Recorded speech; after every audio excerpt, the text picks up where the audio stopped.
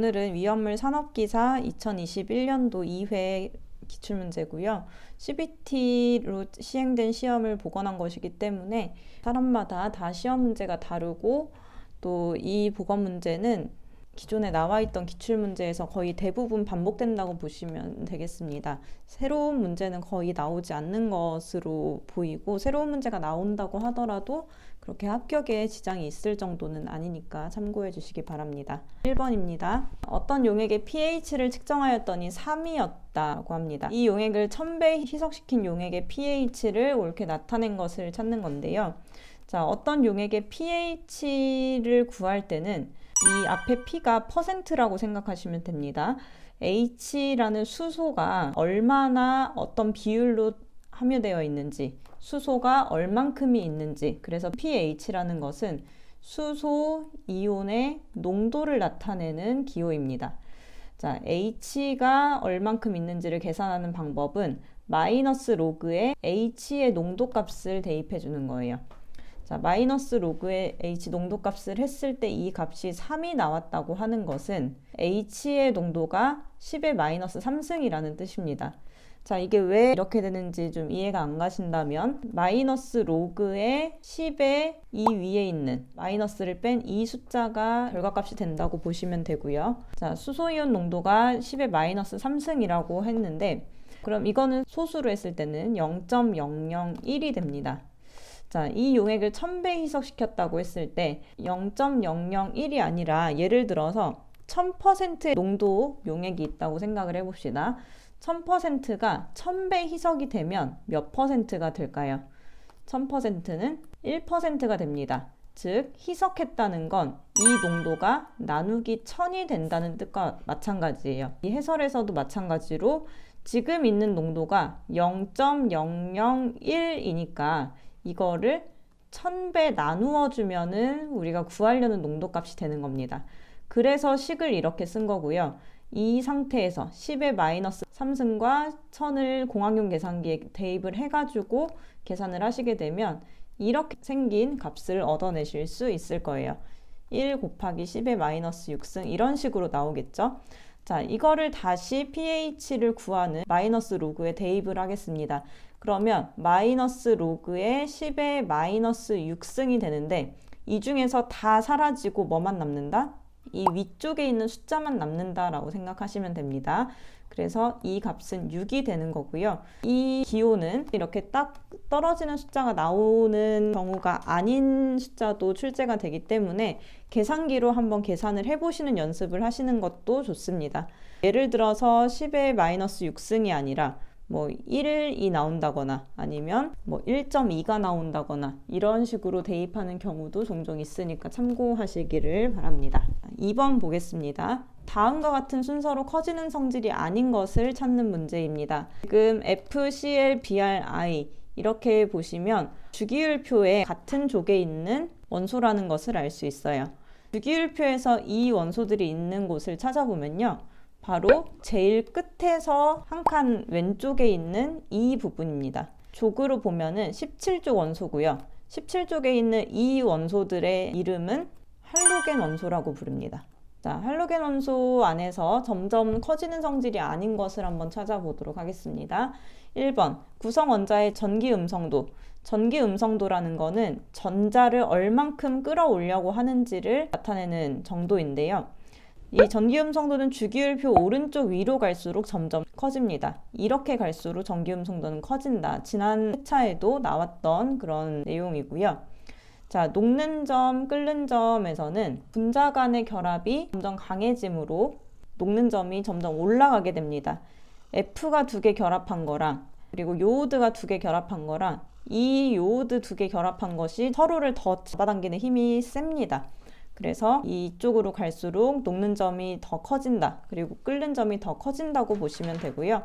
그리고 구성 원자의 반지름은 전자 껍질 수가 점점 많아지죠. 그래서 첫 번째 있는 F의 경우에는 전자 껍질이 2개, CL의 경우에는 전자 껍질이 3개, Br은 전자껍질이 4개. 그래서 점점 옷을 더 껴입는 것처럼 부피가 커집니다. 그러니까 전자의 반지름은 점점 더 커지게 되겠죠. 반지름도 더 커지는 거라서 1번만 빼고 나머지는 점점 커지는 것이 맞습니다. 이렇게 해설도 있으니까 보시고요. 3번 문제 보겠습니다. 축중합 반응에 의해서 나일론 66을 제조할 때 사용되는 주 원료는, 나일론은 스타킹에 사용되는 신축성이 굉장히 높은 소재예요. 화학 섬유고요. 화학물질 2가지를 반응을 시켜서 만들어낸 섬유입니다. 그래서 이 나일론을 만들어낼 때 반응을 시키는 방식을 축중합이라고 하는데, 이 사이에 축합이라는 말을 하나 추가해서 알아두셔도 좋습니다. 뭔가를 연결을 할 때 어떤 물질이 빠져나오면서 연결되는 방식을 축합중합이라고 하는데요. 나일론 66을 만들어낼 때, 또 나일론의 종류가 4, 6이나 6, 10 이런 것들이 있는데, 이 각각의 숫자마다 만들어내는 재료가 다릅니다. 성분이 다르게 되는데, 나일론 66의 경우에는 헥사메틸렌 디아민이라고 하는 탄소가 6개, 그리고 아민이 2개가 들어가는 이 물질과 아디프산이라고 하는 중간에 탄소가 4개, 그리고 카르복시기가 2개가 양 옆에 들어가는 이런 물질이 서로 결합돼서 만들어지는 게 나일론 66입니다. 이때 66이 되는 이유는 헥사메틸렌 디아민에서 나오는 탄소가 6개, 그리고 아디프산에서 나오는 탄소가 여기 4개, 여기 2개 해서 6개이기 때문에, 그래서 66이라고 붙이는 거예요. 자, 그러면 이 두 물질이 합쳐질 때 어떤 변화가 일어났는지 이쪽을 중심으로 보도록 하겠습니다. NH가 2개 있는 거에서 NH가 H가 하나 있는 형태로 바뀌었죠. H 하나가 빠져나간 거예요.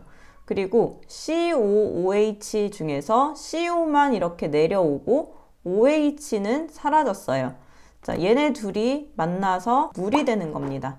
자, 물이 되고 NH랑 CO, 남아있는 것들이 NHCO 이렇게 결합을 형성하면서 서로 연결이 되고, 그 다음에 있는 OH는 그 다음에 있는 아민의 NH, 이 H와 결합해서 빠져나가고, 또 CONH가 결합이 되고, 이런 식으로 연결 지어서 쭉 길다란 실 형태가 만들어지는 겁니다. 그래서 이러한 반응, 뭔가가 빠져나오면서 두 물질들이 결합하는 반응을 축중합 반응이라고 하고요.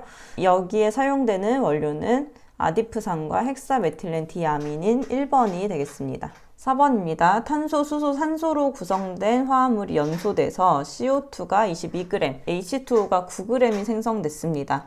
자, 이 물질에 포함된 산소는 몇 g인지 아직 몰라요. 탄소, 수소, 산소로 구성됐기 때문에 CHO의 숫자는 XYZ로 미지수로 놓도록 하겠습니다.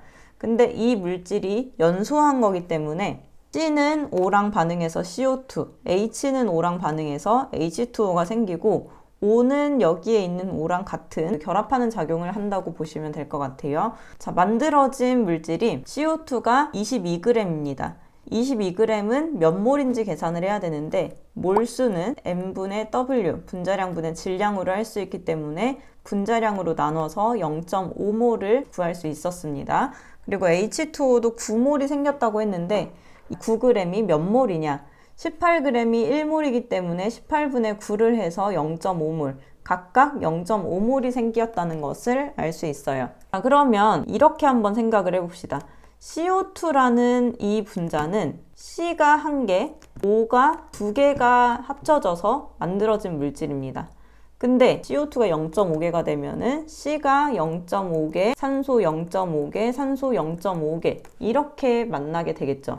그 다음에 H2O도 보시면 H2O는 H가 2개, O가 하나 이렇게 결합된 건데 0.5몰이라고 하면은 H 0.5개, H 0.5개, O 0.5개가 서로 결합돼서 H2O 0.5몰이 생기게 되는 거예요.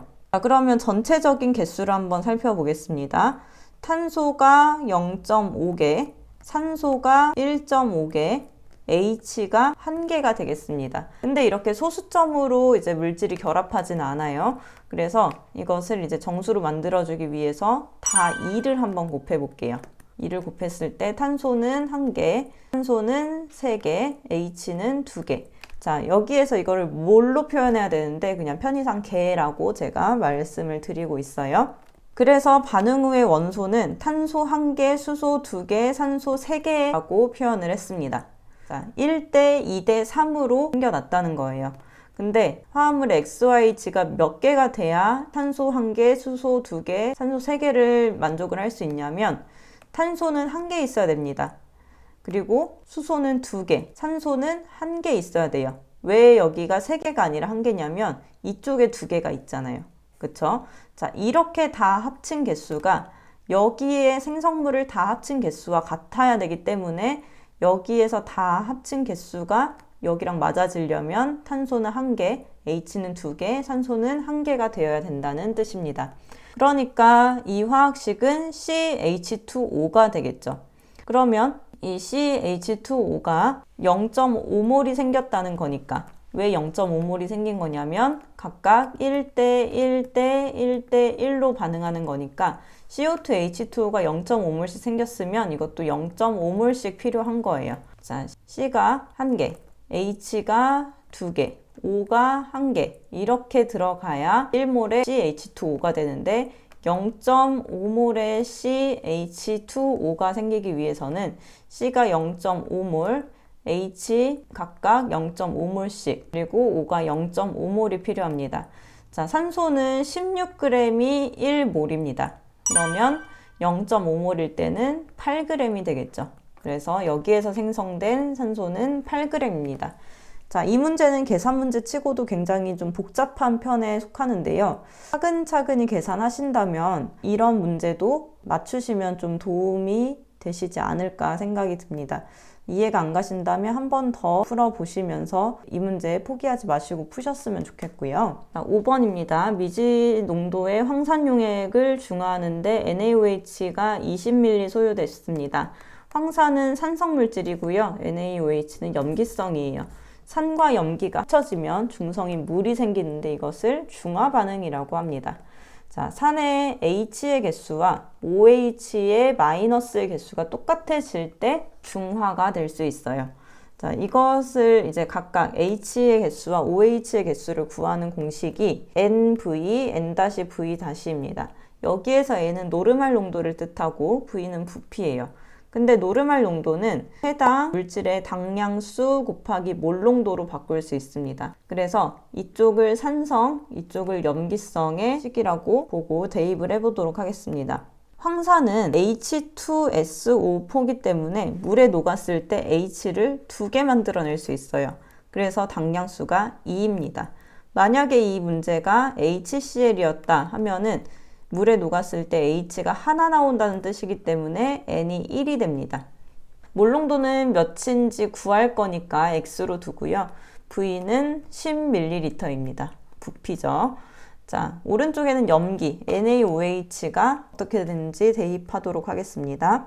자, 여기에서 당량수는 1입니다. Na 하나, OH 하나 이렇게 결합된 거기 때문에 그렇고요. 만약에 이게 CaOH2다 하게 되면 당량수는 2가 되겠죠. 그리고 0.1 노르말 농도는 1 곱하기 0.1 몰 농도라고도 볼 수 있기 때문에 이 몰 농도는 0.1이 되겠습니다. 그리고 20ml가 소요됐으니까 20ml 써주고요. 이렇게 계산하게 되면은 X가 0.1 몰 농도가 나오게 됩니다.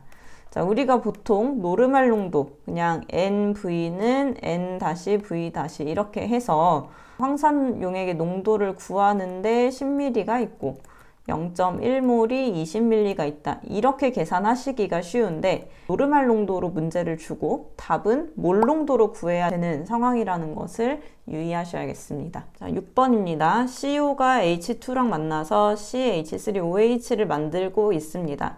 자, 화학 반응은 항상 오른쪽으로도 가지만 왼쪽으로도 갑니다. 근데 이 반응이 어느 지점에서 끝나는지는 이제 평형상수를 통해서 구할 수 있어요. 반응이 이 정도면은 더 이상 안 일어나고 오른쪽과 왼쪽으로 가는 반응이 이제 비슷해지겠다 하는 것이 평형 상태인데요. 평형 상수를 구할 때는 각 물질의 앞에 있는 개수를 제곱으로 해서 만약에 여기가 1이면 1제곱, 2면은 2제곱, 3이면 3제곱, 4면 4제곱 이렇게 해가지고 K를 표시합니다. 지금 문제와 같은 반응식에서는 CO5가 A에 해당하겠죠. 자, CO5라는 물질이 한 개 있습니다. 개수가 1이니까요. 그래서 CO5의 1제곱은 1을 생략할 수 있으니까 그냥 썼고요. H2는 개수가 2입니다. 그래서 2제곱을 여기 개수로 이렇게 써준 거고요. 생성물의 경우에는 분자로 표시합니다. 자, 분자에는 CH3OH가 하나 있네요. 이 하나의 개수는 1이니까 여기에 제곱을 1을 하더라도 차이가 없기 때문에 생략을 합니다. 그래서 평형상수는 이렇게 나타내는 거고요. 그래서 답은 2번이 되겠습니다. 7번에 모두 염기성 산화물로만 나타낸 것을 찾는 건데, 염기성 산화물이라는 건 금속과 산소가 만난 것을 얘기해요. 그래서 금속과 산소가 만난 것이 무엇인지를 찾아보면 되겠는데요. 1번에 Ca 금속이고 Na 금속입니다. 2번에 K 금속이고 S는 비금속이에요. 유기율표에서 수소를 기준으로 대각선으로 잘랐을 때 오른쪽에 있으면 비금속, 왼쪽에 있으면 금속에 해당합니다. 산소는 비금속이고 S 비금속, Al은 이 대각선의 거의 경계에 맞닿아 있어요. 그래서 금속도 될 수 있고 비금속도 될 수 있는 양쪽성 산화물이라고 부릅니다. 그리고 P는 비금속이기 때문에 금속만 있는 1번이 답이 되겠습니다. 8번 요소 6g을 물에 녹여서 27도씨의 삼투압을 구하는 문제입니다. 삼투압은 압력의 일종이기 때문에 이상기체 상태 방정식의 P를 삼투압의 기호인 파이로 바꿔서 그 이상기체 상태 방정식 공식으로 풀면 됩니다. PV는 n분의 WRT가 아니라 파이 V는 n분의 WRT를 썼어요. 삼투압이기 때문에 그래요. 지금 문제는 삼투압, 압력을 구하라고 했기 때문에 파이는 n분의 WRT로 해서 각각의 숫자를 대입하고 이 답을 구해주면 되겠습니다. 이때 이제 단위가 어떤 단위가 들어가야 되는지 헷갈리지 않도록 해서 이제 계산해서 이 답이 나오는지 확인을 해 보시고요. 9번에 니트로벤젠에 수소를 혼합한 뒤 촉매를 사용해서 환원시키면 산소를 빠져나가게 하고 수소를 붙이면 NH2가 생기게 됩니다. 자, 여기 사이에 플러스가 빠졌는데 플러스 추가해 주시고요. 니트로벤젠에 산소, 니트로가 있는 벤젠입니다. 자, 여기에 수소를 혼합하는데 환원시킨다고 했으니까 산소는 빠져나가고 수소는 추가가 되는 상황입니다. 산소가 빠져나가고 여기에 수소가 추가됐을 때 뭐가 되는지 알고 계셔야 풀 수 있는 문제겠고요. 10번의 커플링 반응 시 생성되는 작용기는, 커플링 반응은 유기화합물이 서로 결합했을 때 공유결합 분자를 생성하면서 만들어지는 것이 커플링 반응입니다. 그 중에서 디아조 화합물이 생기는 것이 커플링 반응의 대표적인 예입니다. 4번에 있는 것 같이 N 사이에 이중결합을 형성하면서 이제 두 개 분자가 축합 중합하는 것을 커플링 반응이라고 하고요. 11번입니다. 분자량의 무게가 4배이면 속도는 몇 배인가? 자, 크기가 같다고 했을 때 무게가 무거우면은 속도는 느려져요. 같은 힘으로 이렇게 굴렸을 때 무게가 가벼우면은 더 멀리 나가겠지만 무게가 무거우면은 멀리 나가지 못할 거예요. 자, 분자량의 확산도 마찬가지로 냄새가 퍼져나가는 것도 가벼운 분자일수록 냄새가 멀리 퍼져나가고 무거운 분자는 냄새가 멀리 퍼져나가지 않습니다. 자, 그것을 표현할 때 루트를 씌워서 그것의 물질분의 1을 해주시면 돼요. 자, 속도가 1과 2가 있을 때 그 물질의 무게를 분모로 해가지고 루트를 씌운 거예요. 한 개 물질은 m일 거고 무게가 4배 차이가 된다니까 하나는 4m이라고 볼 수 있겠죠. 자, 그래서 한 개의 무게는 m, 또 다른 한 개의 무게는 4m이라고 했을 때 이렇게 계산하면은 이제 4분의 1은 밖으로 2분의 1로 빠져나올 수 있죠. 두 개는 같으니까 이렇게 서로 소거를 하면 1대 2분의 1이 됩니다. 그래서 무게가 4배가 되면 속도는 원래 속도보다 0.5배가 되니까 1번이 답이 되겠습니다. 무게가 무거우면 속도는 느려지는데 얼만큼 느려지냐면 루트 무게분의 1만큼 느려진다. 12번입니다. 아세톤에 대한 시성식을 찾는 문제인데요. 1번은 아세트산이라고 읽어요. 여기에서 결합된 방식은 CH3COO와 H가 결합된 겁니다. 그래서 여기가 플러스 마이너스 아세트기가 있는 산성 물질이고요. 이번에 CH3가 2개 있는 CO는 케톤이라고 읽습니다. 자, 근데 메틸이 2개 있는 디메틸 케톤일 때 이 물질은 일반적으로 우리는 아세톤이라고 부릅니다. 그리고 3번에 CH5로 끝날 때 알데히드라고 부르고요.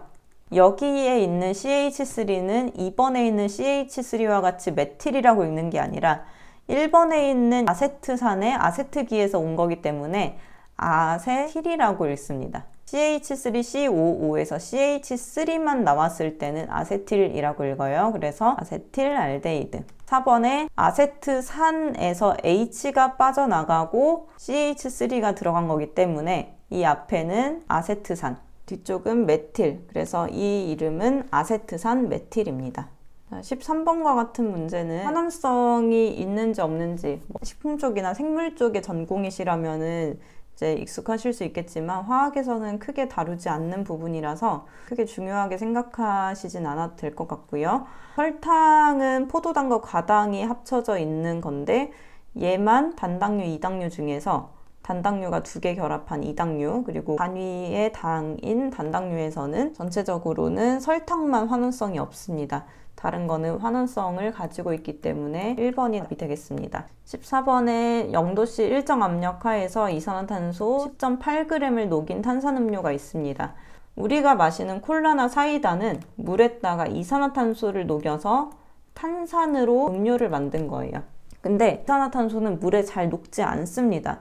근데 어떻게 이런 음료수를 만드냐 하면 물에 이산화탄소를 녹일 때 캔음료로 많이 만들고 페트병에도 압력을 세게 걸어서 꽉 닫아가지고 이렇게 만드는데 이런 식으로 압력을 크게 줘가지고 물에 녹이는 형태입니다.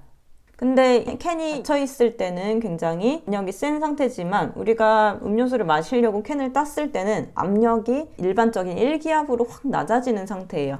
그래서 물에 녹아있던 이산화탄소가 밖으로 빠져나오면서 거품의 형태로 우리가 볼 수 있게 되는 겁니다.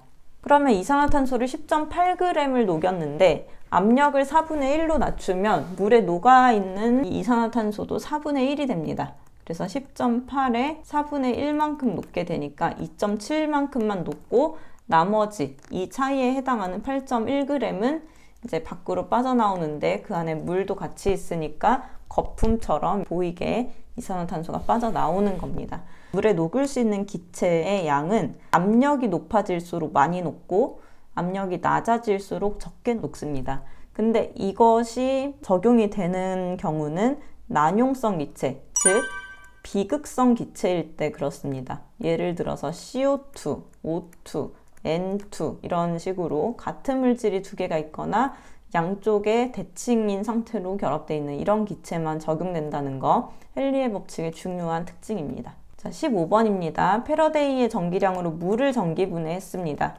물을 분해하면은 2개의 물이 쪼개져서 2개의 수소, 1개의 산소를 발생을 시킵니다.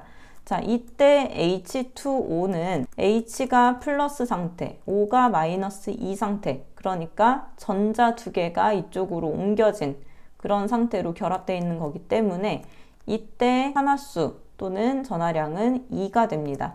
그래서 1g 당량을 구하기 위해서 아래쪽에 2를 쓰는 이유는 이 H2O 사이의 전하량이 2이기 때문이에요. 전자의 이동이 2개라서 그것 분의 분자량을 해주면 1g 당량이 됩니다. 그러면 이 9g이라는 것은 몰수로 치면 1몰이 18g이기 때문에 9g은 0.5몰입니다. 자, 그래서 0.5몰의 물이 분해가 되면 0.5몰의 수소가 나오게 되는 거겠죠. 왜냐하면 2대 2대 1로 반응하기 때문에 산소라면은 0.25몰이 생기게 되는 거고요. 그래서 수소 0.5몰이니까 이것을 부피로 보면은 11.2가 되겠습니다.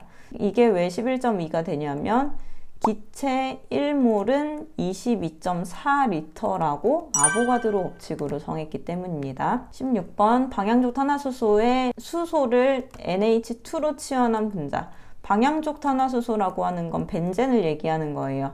이 벤젠의 한 군데가 NH2가 된 것은 아닐린입니다. 벤젠에 어떤 것이 달려있느냐에 따라서 명칭이 변화되니까 이것도 꼭 알고 계셔야 되겠고요. 17번의 부동액은 얼지 않는 성분입니다. 끝에가 글리콜로 끝나면 부동액이라고 보시면 돼요. 에틸렌글리콜은 일반적으로 부동액으로 사용이 되는데 특히 오류 위험물에 있는 니트로글리콜은 다이너마이트 제조 시에 사용되는 니트로글리세린 대신 사용될 수 있습니다. 왜냐하면 니트로글리세린은 겨울철에 잘 어는 단점이 있어요. 그래서 잘 얼지 않는 니트로글리콜로 대체될 수 있다.